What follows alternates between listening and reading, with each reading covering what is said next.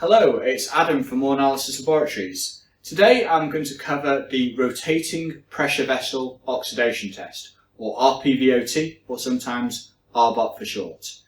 I was going to tell you a little bit about how the test works, and we can explain what's happening in the samples and what's going on.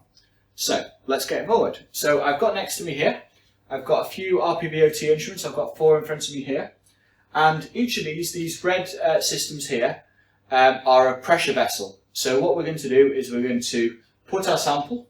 So we've already got our sample in a beaker here, and we're going to put a copper coil into here as a catalyst. We're going to add water and the oil together because we really want to get the oxidation process really going along.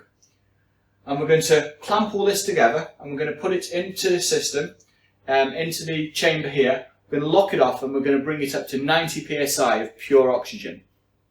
And then we're going to heat it up to 150 degrees Celsius. So we're getting it really hot, really high pressure, adding everything to make it the perfect conditions for your oil to oxidize. And then we're going to see how long it lasts. So when we put all this into here, it goes, and we can have something that could last, and we measure its life in minutes. So it could last anywhere from maybe 100 minutes or so a couple of hours, but it could last maybe potentially days. It depends how much antioxidants are present, and also how the base oil is performing as well. So this is what we call the oxidation stability of an oil, and it's a good indicator of how much life is used.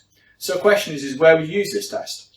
Classically, it's used in power stations for power station oils, particularly things like steam and gas turbines, but it can also be used on hydraulic oils and compressor oils. It can be used on some engine oils, although that's uncommon. Generally, the main places you'll see it are going to be turbines, hydraulics, and your compressors, particularly in those situations. You can also get a modification, which this system, or this one over here, actually has, where we can tilt it up, and you can see there's a little rocker step in front of it where we can actually lift it up, and it actually runs, and you can run it for greases too, so you can actually do the oxidation stability of a grease as well. So what happens when you actually get the samples actually finished? Well, we actually start off with something that looks, first of all, quite nice and clear. And it's a little bit murky because it's got some water in, but it's not too bad.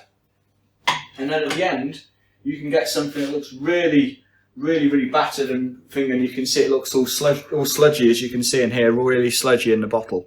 You can see that there. So this is all what we're looking for when we see it. So you can see that the sample can be really oxidized at the end, and that's what we want. We want to oxidize it. We want to see how much life is left in it, and that's what part of the test is doing when we're doing this. So hopefully you found that very insightful, and you've understood a little bit more about what the oxidation stability test of a sample is. And welcome to All Analysis Laboratories. Any questions, please get in touch or leave feedback in the comments.